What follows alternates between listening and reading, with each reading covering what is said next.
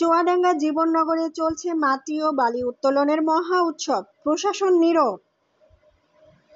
চুয়াডাঙ্গা জীবননগর উপজেলার উথলি ইউনিয়নের একতারপুর বাওরের আশপাশের ৩ ফসলি জমি টপসয়েল বিলীন হচ্ছে।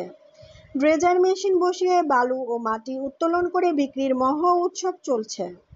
এতে ব্যাহত হচ্ছে ফসল উৎপাদন, প্রায় ৭০০ বিঘা কৃষি জমি ও হাইওয়ে সড়ক। এতে ফসল উৎপাদন ব্যাপক হারে হ্রাস পাওয়ার আশঙ্কা করছে স্থানীয় কৃষি বিভাগ। এসব জমিতে বছরে মৌসুমে ধান, পাট, ভুট্টা, আখ ও শীতকালীন সবজি ব্যাপকভাবে উৎপাদন হয়। ১৫টি ট্রাক ও ১০টি ট্রাক্টরে মাটি যাচ্ছে ইটভাটা ও অপরিকল্পিত বাড়ির কাজে। এভাবেই উপজেলার ৮ ইউনিয়নে চলছে প্রায় ৫টি ভেকু, একটি ড্রেজার। ড্রেজিং বন্ধে প্রশাসনের দুর্বল ভূমিকা নিয়ে সচেতন মহলে চলছে নানা গুঞ্জন।